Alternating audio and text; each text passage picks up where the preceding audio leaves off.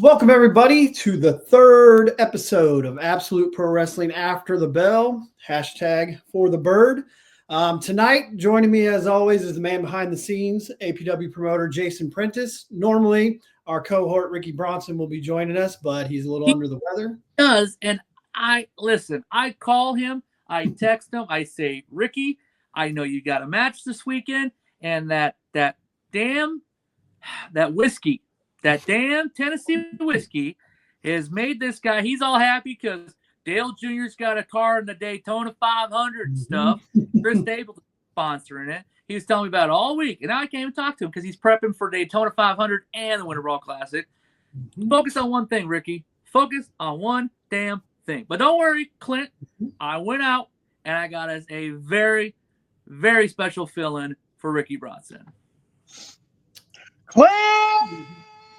Woo! My God! How you doing, man? I'm good. How are you, Badger? How are you feeling, man? Good. Oh, man, I'm doing great. I'm glad. Episode? It took you this long to get me on here, huh? Yeah, apologize for that. Nah, you're forgiven. Hey, how you doing, man? It's good to see you.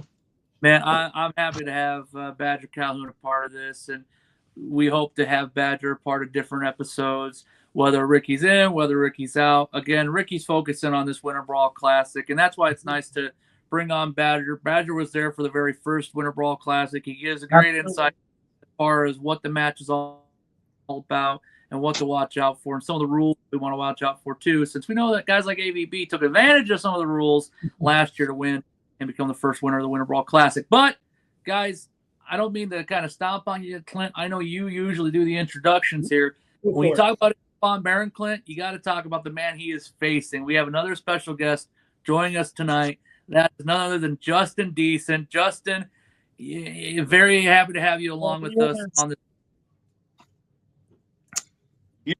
Here's a fun fact. I heard you introducing me, and you started out with, if you talk about Aaron Von Baron, you got to talk about Justin Decent.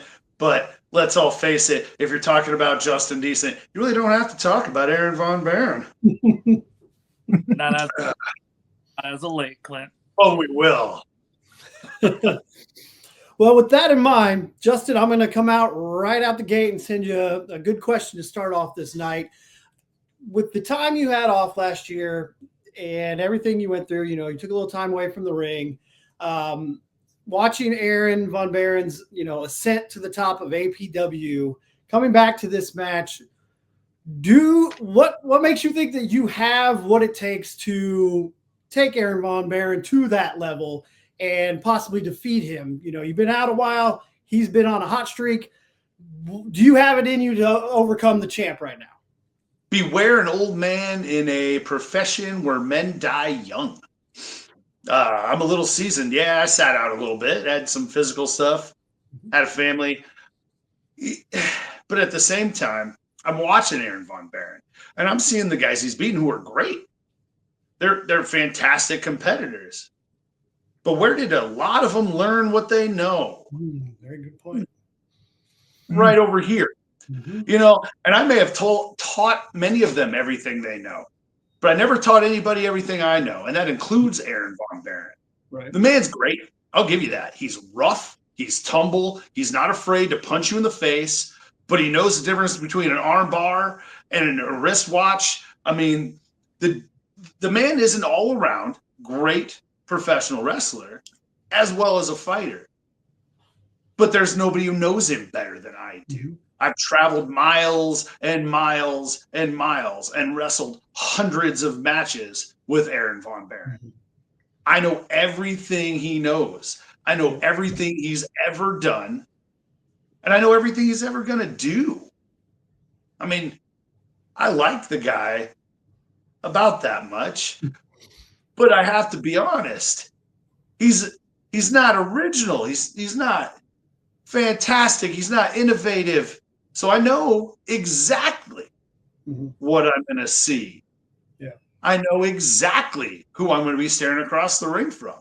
Okay. And, a great run against a bunch of people who are still learning, right? Who are still growing, who are fantastic athletes. but are at a deficit in the ring with a guy like Aaron Von Baron, because you know what? Youth and exuberance is no replacement for old age and treachery. Yeah. Brother, that's something I got in spades. I'm going to bring in something he hasn't had to deal with yet. Okay. And you mentioned kind of, you had your family and everything. What did you kind of go through last year with like personal stuff that kind of took you away from the ring? What kind of made you take that time away? Well, blew out my knee, had to fix that. Tore out my shoulder, had to fix that. 2 little girls, man. I mean, that's real life stuff. Sorry, I'm getting better. 2 little girls. I'm trying to be better about that. That's a lot in a short span of time, and I've got to. I'm happy to be in that mode of my life and to be a father. So it was nice to take a little time off and spend some time with the kiddos. But at the same time, I've all like life, man. Yeah. Dad's health, my health, lost some family. Things that you like the idea of when you go through it. You got a friend who's gonna be there for you. Mm-hmm. Now, would have been nice. Right. Okay. I don't want to stomp on better. Oh, life can be rough. It's nice to have your friends, right? Mm-hmm. Man, it sure would have been nice if my friend chose to show up. Well, and Sorry. we talk. I got a little frustrated there. I'll let's get back on task. Well, absolutely. I know Badger's up next to talk a little bit with you as well. I know Badger, when you talk, Justin, about some health issues, when you talk about just dealing with injuries, dealing with personal stuff, if anyone knows about that kind of stuff over the last year and a half, it's this guy right here who's joining us for the first time on After the Bell. Yeah, for those that don't know, I had to go through a really rough time of my own where I had to get a heart transplant, and it turned out to be a success. I don't know if y'all can see it, but it turned out to be a success. I got a new pumping heart, and I'm going to come back and I'm going to do my job January 25th in Waterloo.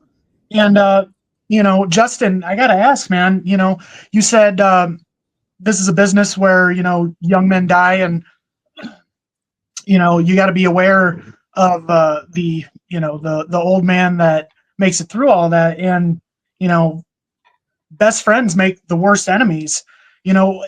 What broke this down? Because you and Aaron Von Baron, you guys took place in the first ever Cowboys Rules tag match. You guys fought for the inaugural tag belts. And now it's just a few short years, and I hear you talking about your former best friend, and what broke all this down? I think everybody's had that kind of friend, right? Where you're close, man. When they're down, you're there, man. He's had some difficulties. He's had injuries, and I was there. He went through personal stuff. He took time off. I was there, man, and then anytime I was in need, anytime I was going through some stuff, because you know what? We can all play the tough guy, but the real world is the real world, man. Tough shit happens, and we all go through it. And they aren't there, and you begin to realize you have real friends, and then you have parasites. They seem like friends. They're always around, and they're definitely going to make sure they get what they need from you. But what are you getting? What are you getting out of it? Sucked dry. I mean, let's look at the track record. I have carried many a great competitor to tag gold. I have more tag experience than anybody else you're ever going to talk to. Multiple tag partners I have achieved success with. Not Aaron Von Baron. You know why that is? Because nobody can depend on Aaron Von Baron because he's too busy being dependent on whoever's in there with him. Now, he's doing great right now by himself. By himself? Sure. But again, let's look at the pool of people he's pulling from. Great competitors, but not competitors who are really the kind that are going to give him a challenge. He knows this. We all like to imagine this world that we live in is like this movie. So we have these expectations, these media-induced beliefs that life is going to go a certain way. And you think certain people are going to be this person that you have side by side with you till your dying day, because that's what we're told we're going to experience. And that's not the case. Sometimes people turn out to be assholes and they just leave. And at this point, it's not even about revenge. It's about, fine, two can play the same game. Just because you and I have been partners doesn't mean it's any different when we get in that ring. I'm still the meanest son of a bitch you're going to get in a ring with, whether you're Aaron Von Buren, Matty Starr, Ethan Everhart, or any myriad of other people. I just want to beat the hell out of somebody, and if it can be Aaron Von Buren, that's going to make my freaking day. On a serious note, you and I, we've known each other since I got into the business in 2012. And, when you were in this break, when you had that break and you were dealing with the injuries, you and I communicated. And even when I had gone through some personal stuff a few years back, you communicated with me as well, which we both talked about how much we appreciate each other and how much we, valued each other as individuals. And I hear what you're saying about everything with Aaron. Obviously, Aaron was one of the first people I ever managed. Watching him become what he's become, I had one person send me a message about how they were hearing, and I'm not going to say Clint Dye said it was his sources, but they were hearing that some of the talents, they heard what you said in your promo, and they took offense to it when you're talking about these young guys who aren't a challenge. And it's not so much, I think guys are failing to see and hear what you're saying when you say the challenge part. It's not so much that they're not a challenge, it's just they're not meeting the level, the viciousness, the vindictiveness. Aaron and you as a team, Cowboys from Hell, it was not just, throwing fists and seeing what hits. And, throwing something at the wall and seeing what sticks. It was much more than that. And I think that's what the message is. It's not that, hey, you guys can't match him in the ring. You guys can't match me in the ring. It's just you can't match what we bring to the table. Everyone offers something different. Like you said, there are talented individuals, but what you're about to do in the ring against your former tag partner is much different than what we've ever seen before from anyone else who's ever competed against Aaron Von Buren. Yeah, I'm not trying to slight anybody else.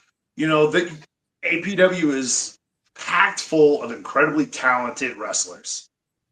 But that's what I'm talking about, is they're wrestlers. They've got great athletic capability. They're phenomenal performers. They've got great personality. It's fantastic to watch. But that's not what I'm bringing to the table, and that's not what Aaron Von Buren needs. I'm talking about an old school fight. And these young guys, again, fantastic athletes, but it's a different time. I grew up where our form of entertainment was getting into a freaking fight. Not playing on the PlayStation, not sending scathing tweets at each other. Go outside, beat the crap out of each other for no reason other than to beat the crap out of each other. Call it a day. Not once, not twice, but almost every freaking day of my life.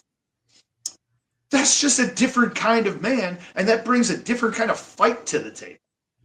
And I'm not slighting the athletic capabilities and the talents of the people in the APW locker room, because they're all phenomenal in their own right.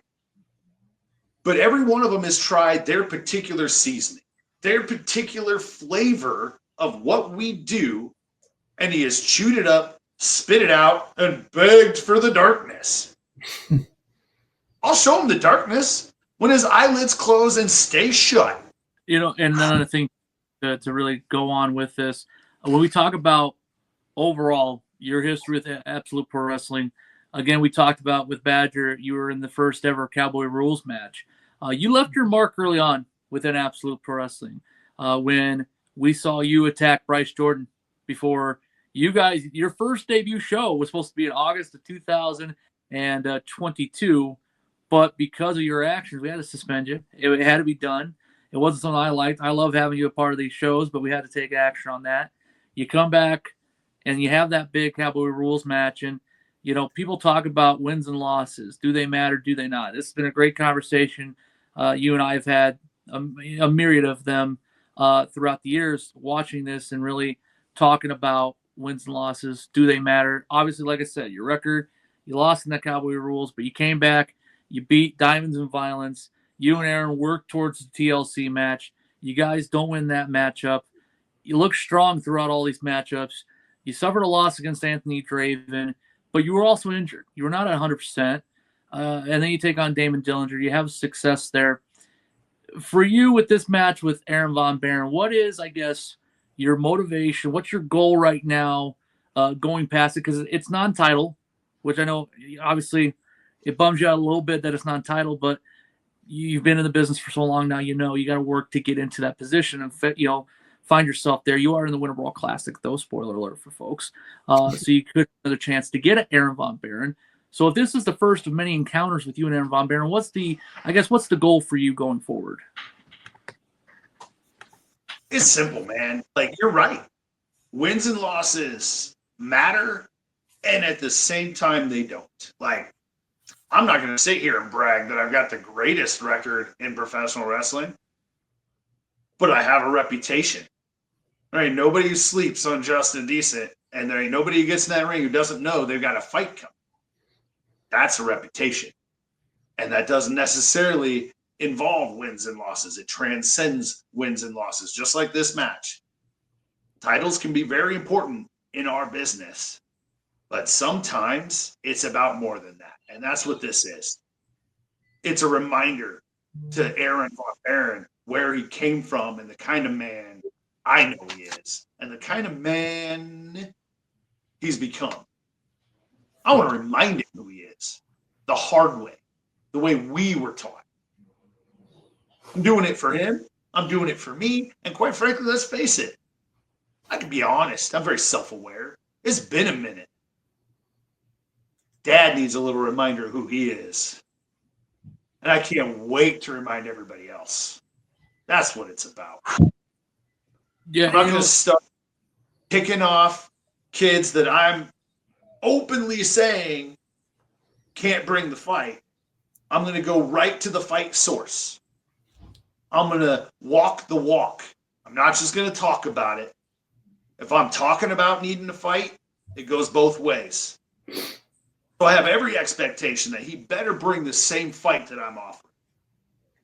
Bring in the fight. Nice. Sounds like you are super motivated for this contest. Obviously, it means a lot to you. You can tell by the passion in your voice when you talk about this matchup with Aaron Von Baron, like how much this means to you and how much getting a victory, even not even getting a victory, just taking a fight to him, because we all know that you're going to do that and how much that's going to mean to you. The Winter Brawl Classic is January 25th in Waterloo. We do have a full card of matches that night.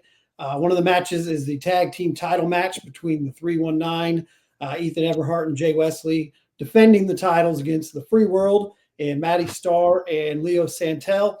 Badger, last episode, Jason and Ricky and I kind of talked about this match. How do you see this match? Do you think this is a must win for the Free World? Yeah, I think it is a must win because the last time it was, the 5-on-5 in Waterloo, and man, what a barn burner that was. And, Jackson King, he unfortunately took the pin that lost them the match, and Big Picture didn't like that too much. Big Picture, he really kind of put his foot down when it came to the Free World and what their expectations are. As we saw the footage, in the locker room, that they were kind of at a crossroads, it seemed. So this is a big match. Jason, I know you and I have talked about it a little bit. What are kind of heading into it coming up? What are kind of your final thoughts on this tag title match? With the Free World and their new lease on life. That's how they're going to play it off. It's new lease on life. It's not that it's do or die. It's not that it's win at all costs, and it's none of that. It is literally just going to be in their mind a new lease on life. That's how we're going to go about things. For them, they have to walk out with the tag titles, and it's not just about beating the 319, beating Ethan Everhart, beating Jay Wesley, because you can go deeper than this. You can go deeper than that. You can talk about how Matty Starr and Ethan Everhart, the rivalry they've had. Yeah. You can talk about Jay Wesley and Leo Santel, and they've wrestled each other 20 times last year. You could talk about all that, but when you look at it as a whole, this rivalry for the free world, it is a must-win situation. If you lose another match, what the hell do you do next? Right. What's next for you to do? You have the openweight champion who seemingly is saying, hey guys, respectfully, it's time for us to go. If we don't go, I'm out. Mm-hmm. And he can do that because he's the openweight champ. Yeah. He's got no pressure on him right now. If you ask TBP, he's been one of the most dominant champions with the openweight championship. He's done justice to the blue strap. He has done a great job holding on to that championship since, I do believe, May of this year. So when you look at that run he's had since May, and you go further back, but it's really since May, he's beaten James Jeffries. He gave James his first loss in APW. Right. Nobody saw that coming. Gave him a tombstone. Nobody saw that coming. He was able to turn the people of Waterloo up on their heads when he whacked Shank with the openweight title. He surprised everybody when he joined the free world. He's faced off against some of the top competitors, some of the most up-and-coming talents as well. And this match for him, he's looking at this match saying it's do or die, and all those guys are. Mm-hmm. At the end of the day, I got to be unbiased because if I if I say these guys are going to win, I'm the biased guy, and I already team with the guys that Clint has in his background already, and I can't be the biased guy. But if you're asking me for a prediction, I think it's going to be one of the most entertaining tag matches we've ever offered because of the fact that these teams have everything to lose. Right. 319 have the tag titles to lose, and the free world, they have their livelihood to lose in this matchup, Clint. Well, one of the things Badger and I talked about a little bit is that the power struggle that may be forming more and more in the free world between the Big Picture and Matty Starr. Like you mentioned, Badger, Big Picture's put that ultimatum out there that it's win or go home. So what are kind of your thoughts on the status of the free world currently? I don't think they're broken. I think they are trying to just trim the fat, maybe, by just checking out Jackson King because of how everything went last year of the 5x5. And I think a Big Picture is stepping up and saying like you said, Jason, it's do or die. We got to do this now. And if we don't get these belts back, then what are we doing? Mm-hmm. So I think in order to remain as dominant as they have been, they need this win. I agree. We've talked about the Big Picture. Obviously, he has a big match on the 25th, taking on Alvin Falcone for the Openweight Championship. Justin, question for you on this. You've been in the ring with the Big Picture countless times. You've been in there. You've had your rivalries with him. You've crossed paths here and there. What will it take for Alvin Falcone to dethrone the Big Picture in Waterloo? Whew. A big bag of knuckles. There's few people who are going to hit you harder than the Big Picture. It's like being in there with a silverback gorilla. It's not about form. It's not about beauty. It's not about how crisp something is going to be executed. It is going to be rough. He's got to bring every bit of heart he's got because there's going to be a point where the body won't take anymore. And he's got to fight through that because the big picture is going to bring it for days. He's deceptively athletic. He's got more gas in the tank than you're going to think he's got. And it's going to be a uphill battle the entire way. It takes guts and a whole lot of tenacity and a lot of fight. Too, when it comes to picture, Justin talked about it, deceptively athletic. This guy's gotten in the best shape of his life during this run. He's talked to a few people about it backstage where he's like, listen, I put in the work. I've gone to the gym. I'm in the ring training. I'm doing all these things to better myself, and not just better myself, but also better those around me and hopefully make us the strongest unit in all of professional wrestling. He's done his job. He's done his work, masterfully. Obviously, some things just don't go to 100% perfection. For the big picture and singles action, it's been that way. He hasn't been touched in singles action in APW. I feel like if I don't have the official record on me, but I feel like he's got one of the best win-loss records in all of APW. Fast forward into all this again, beating James, leaving the ring, and Algona against Alvin. I don't know. Looking back at it, yeah, I think it's 100%. I think it's a mind game. I think he knew maybe he wasn't going to walk out the winner, but he's still walking out champ. And I think that messes with Alvin even more. Alvin's so young. He's so young, but he gets it. I don't know if this is going to make him more motivated or what it's going to do to change his game up. But maybe if he changes something up in his game offensively, big picture can see right through it. And maybe that's what he's trying to do. Set him up to hit him where it hurts and take away any advantage he may have going into this openweight championship matchup. Badger, to you on this, what are your thoughts on Alvin Falcone and your analysis on his momentum he has in APW currently? Well, talking about a good win-loss ratio, Alvin Falcone is a force to be reckoned with in his own right.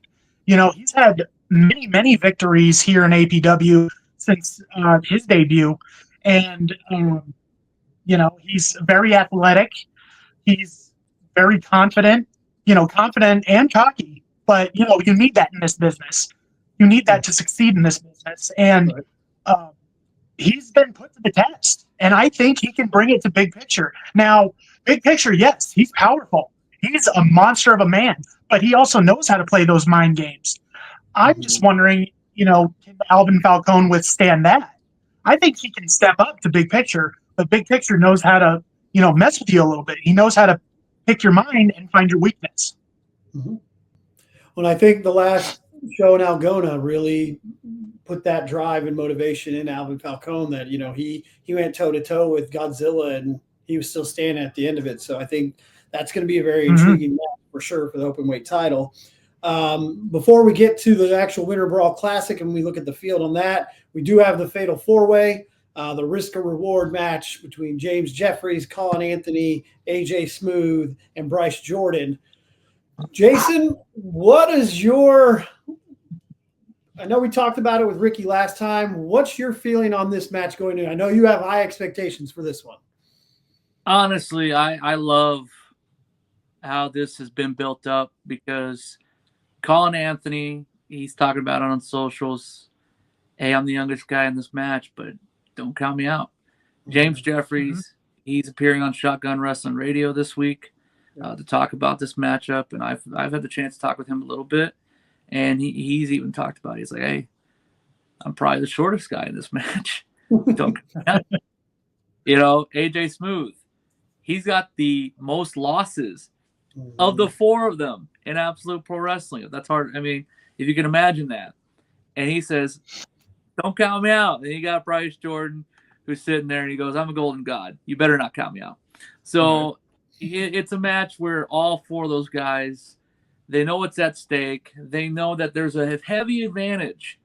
They got to just go through three guys to get to the end of the classic and be the last man in. But this is a match where I feel like we're getting blessed with two very creative matches in one night, as far as the classic and as far as this risk and reward. and it's not to take away from any of the match. Justin and Aaron's going to be a brawl. Alvin Falcone and TVP is going to be very special. The Free World and the 319 is going to be very special and unique as well. But these two matches in particular, one further sets up what's happening later in the night in the main event. And it gets me excited because what can you expect in the Winter Brawl Classic? Well, we don't know until this risk or reward match is done. Right.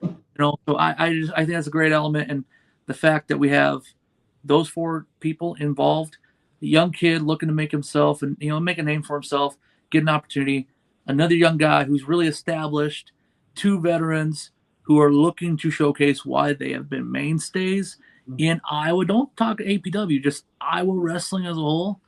This match has everything our fans and any fan of wrestling could ever ask for. And that's why I think this is going to be a really special match.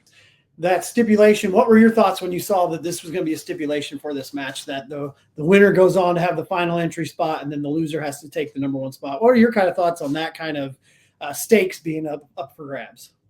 I think it's really interesting. I think it adds a really good element to the Winter Brawl Classic. It just adds to it because, obviously the winner is going to have an uphill battle against 3 other men. And then, then they can kind of take it easy for the rest of the night until, they're picked last. But I got to say, it really puts the loser at a big disadvantage, coming in at number 1. Right.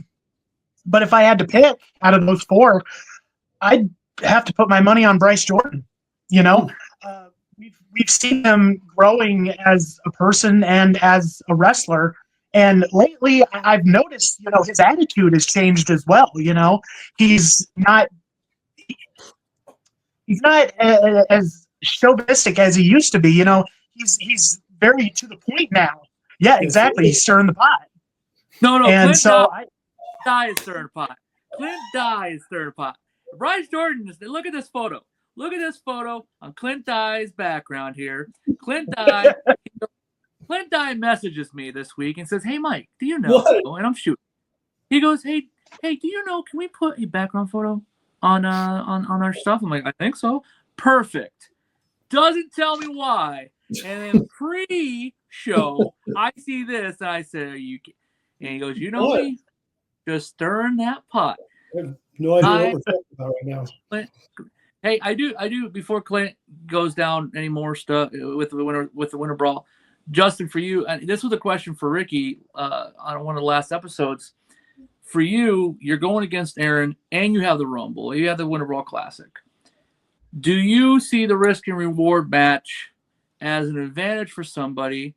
And also, what's your mindset, knowing not only do you got to go against the heavyweight champion, but you got to go through this matchup against 29 other people as well. How does that work for you in one singular night?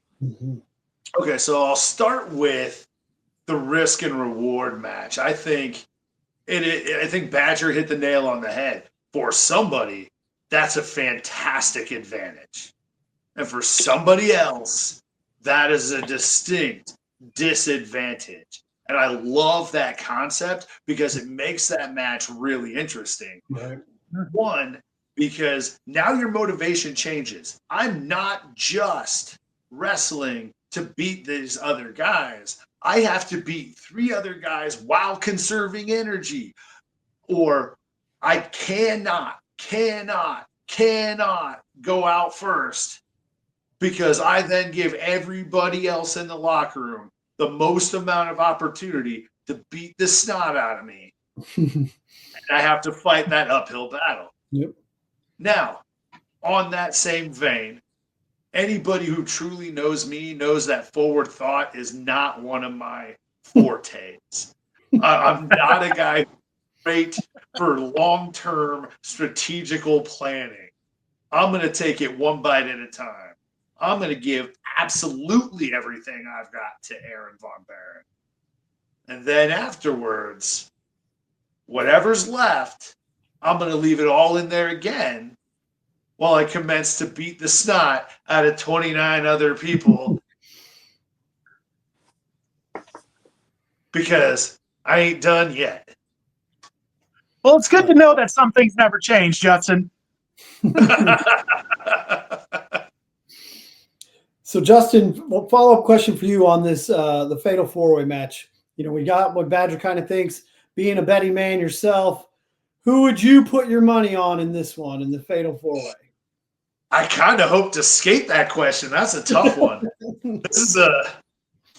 I like just about everybody in this, to be honest. I mean, the Golden Boy, Golden God, man, fantastic athlete, phenomenal performer. I've been in the ring with him many times, and it's always a ride, man. AJ Smooth is one of the most skilled competitors I have ever been in the ring with. He can bring the fight. He can also pretzel you into a knot. Like, he's versatile as can be and has the most experience in that ring. James Jeffries might be one of the most accomplished wrestlers you're ever going to find, period. I didn't name a territory. I didn't name a region. I didn't name a company, period. Right. But I will never discount the wild card, man, because everybody has expectations of the other three. Everybody has this mindset of what they know they're going to bring to the table. And then you've got the wild card in Colin Anthony, who hasn't been around enough for people to get preconceived notions, to know what he's going to bring to the table. So while everybody else is planning for everybody else, here comes Mr. Surprise with an advantage nobody can take away from him. And that's, nobody knows what I'm going to do. Okay. I don't know where my money's going. Okay. It's a hard one to pick. Obviously, each one brings something different to the table. So it's a good group. I was surprised Clint didn't try to stir the pot further and say, who do you hope gets pinned? Because that's you can't say who you think wins it, but who the hell do you think? Listen, if old JD is saying, God, if I could pick any of these four to be pinned number one, who are you picking? And why is it James or AJ? Why is it James or AJ? Damn if you ain't right. I'm going to go James Jeffries because I know that very few people have the heart and stamina. So as much as I can drain out of that fella before I get in there, the better. So then on the flip side to that, Justin, who do you fear gets the last spot? Who uses that to their advantage the most? You're asking who's going to win. He's already said it. We're working our way to it. Not who I think is going to win, but who could capitalize on it the best. Yeah, that's true. AJ Smooth. Okay, that makes sense. I agree. 100%. Makes sense. AJ's got the experience. AJ's a former heavyweight champion. You look at this, 3 of the 4 are former heavyweight champions. Impact Pro Wrestling all over the Midwest, whether it was in Chicago, Wisconsin, wherever they've done it.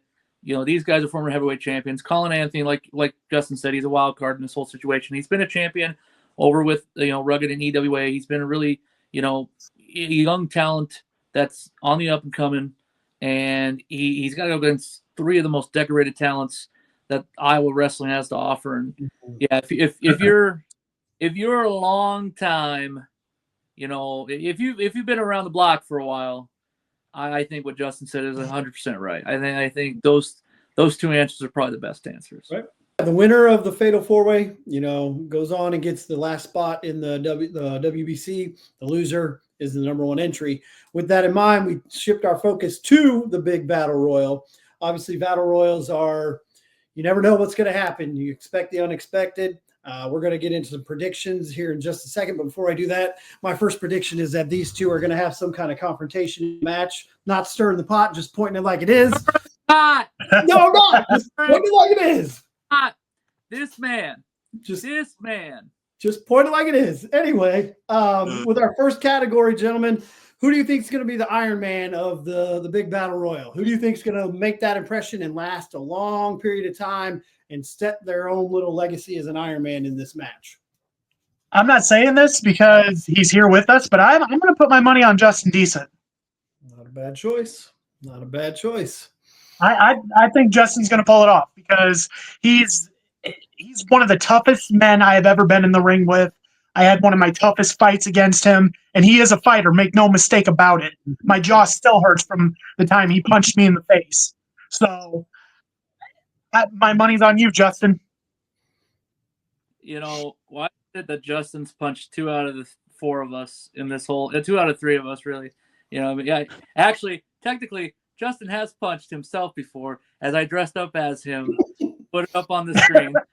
I dressed as him for Impact Pro Wrestling Battle Royal, costume Battle Royal all these years ago. I even came equipped with 2 Bud Lights, and my peace offering was quickly denied by the indecent one. And yeah, so you've technically punched 3 out of the 4 of us, which is amazing in and of itself, Justin. That was one of my most favorite moments, for the record. I love that picture of you. Justin, I mean, Clint, you're odd man out. Dude. So And that's okay with me. keep your eyes open, I guess is what I'm saying. Like 8 minutes left on this whole thing, but Clint Dye has gigged. He has been hit. He has been busted open by James Jeffrey's foot. This happened at our last show. Yep. It was too close to the action. And we put, it was. Listen, he's been hit. He's been hit before, so he's ready. He's ready for it. Yep. Took it like a champ. So Justin, outside of you and Badger's choice, who do you think has the grit and toughness to be an Iron Man in this kind of battle royal? Man, that's the hard part because, I mean, Badger said it. You can't be in this business and not be a little cocky. Mm-hmm. So if I have to take myself out of the equation,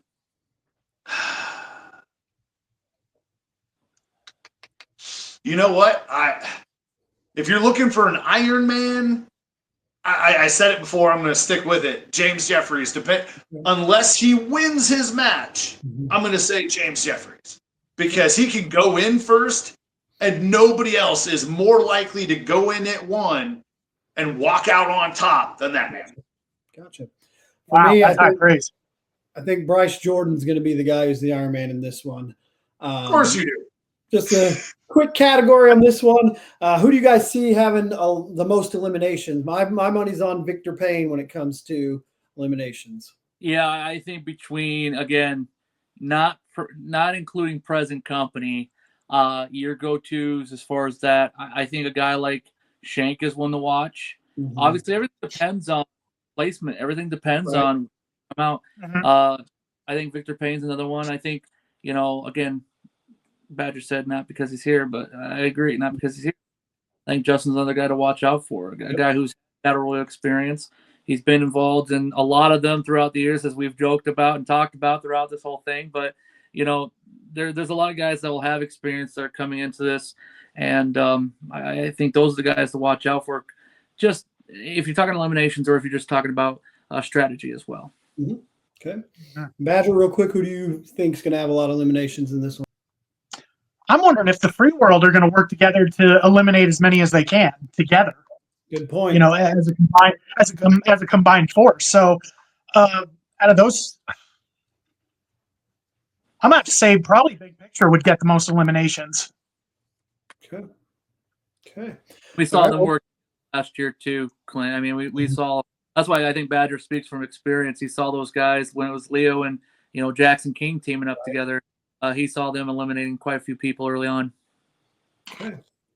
So on this next one, Justin, I know you're hell-bent on winning it, so you're obviously predicting yourself to win the WBC, which nothing wrong with that. Badger, I'm going to throw this one to you. Who is your prediction to win it? Oh. Putting you on the spot. I'm Badger Calhoun, and I say Justin Decent. Good pick. There you go. I'm gonna say either Justin Decent or James Jeffries. One of those two. Definitely one of those two. Okay, Mr. Prentice, do you care to make a prediction, or are you gonna? I'll say or I'll give you that much because I think it's anybody's game at this point. But as far as Final Four, I think Shank's rolling momentum. He's got 319 members that will help, and I think any one of those four could be in the Final Four. But I think Shank primarily. I'll go out on a limb too and say that whoever wins that risk reward, they'll be number 2 in that. Mm-hmm. As far as 3 and 4, Maddie had experience last year in the Final 2, or the Final 3 because we didn't know about AVB. I think Maddie's hell bent to win the Classic this year. And I'm going to give you all fair warning. My last guy I think is going to do it. He's a wild card, Justin. I know you love your wild card, but Daniel freaking Mott is one. Yes.